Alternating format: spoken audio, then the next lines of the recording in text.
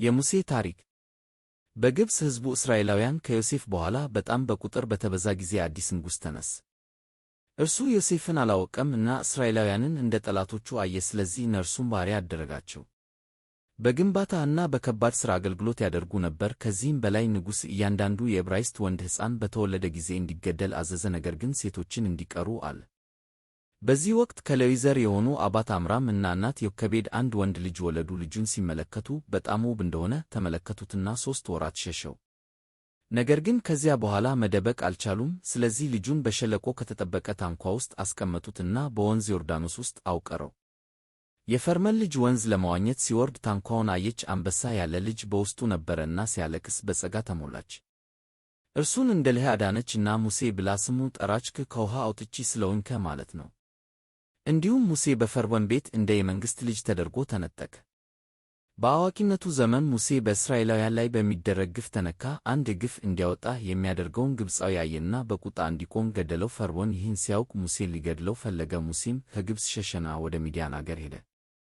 በዚያ አንድ ካህን እና ቤተሰቡን አገኘ። የካህኑ ስም ኢትሮ ነበር። ሙሴ ለእርሱ ተገዛና በልጁ ስፖራ ተመነዘረ።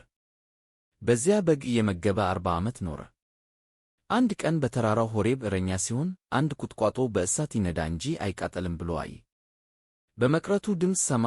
ሙሴ ሙሴ ተባለ። እግዚአብሔር ነበር። እርሱም ከእኔ እዚህ ነኝ አለ። እግዚአብሔርም እንዲህ አለ፣ አቅርበህ አትምጣ፣ ጫማህን አውጣ፣ የቆመበት መሬት ቅዱስ ነው። እኔ የአባቶችህ አምላክ የአብርሃምን የይስሐቅንና ያዕቆብን አምላክ ነኝ። እግዚአብሔር የሕዝቡን መከራ በግብፅ አየና ሙሴን ላከ እንዲያወጣቸው። ሙሴ ፈርቶ ከእኔ ማን ነኝ ልሄድ አለ። እግዚአብሔርም ከአንተ ጋር ሆናለሁ አለው። እንዲሁም ስሙ ጠየቀ። እግዚአብሔርም አለ እኔ ነኝ። ይህ ማለት እሱ እንደማይለወጥና ዘላለማዊ ነው። እግዚአብሔር ሙሴን አሳየው ተአምራት፣ እንደ በትር እባብ መሆኑ፣ እጁ በሽተኛ መሆንና ውሃ ወደ ደም መቀየር። ሙሴ ከአሮን ጋር ወደ ፈርዖን ተመለሰና የእስራኤል አምላክ አለ ሕዝቤን አስቀር አለ። ፈርዖን ግን አልተማመንም። ከዚያ እግዚአብሔር በግብፅ 10 መቅሰፍቶች ላከ። ወንዝ ወደ ደም ተቀየረ፣ ድፍድፍ ተበዛ፣ አንበጣና ትቢያ ወጡ፣ እንስሳት ሞቱ። ሕዝብ በቁስል ተጎዳ፣ በረዶና እሳት ወረደ። ጭቃ በግብፅ 3 ቀን ቆየ እና መጀመሪያው የተወለደ ሁሉ ሞተ። ይህን ከመጨረሻው መቅሰፍት በፊት እግዚአብሔር ሕዝቡን በእንስሳ ደም ቤታቸውን እንዲለብጡ አዘዛቸው። ሞት ከዚያ ቤት ያልተገባ ነበር። ይህ የፋሲካ መጀመሪያ ነው። ፈርዖን ልጁ ሲሞት እስራኤላውያንን እንዲሄዱ አለ።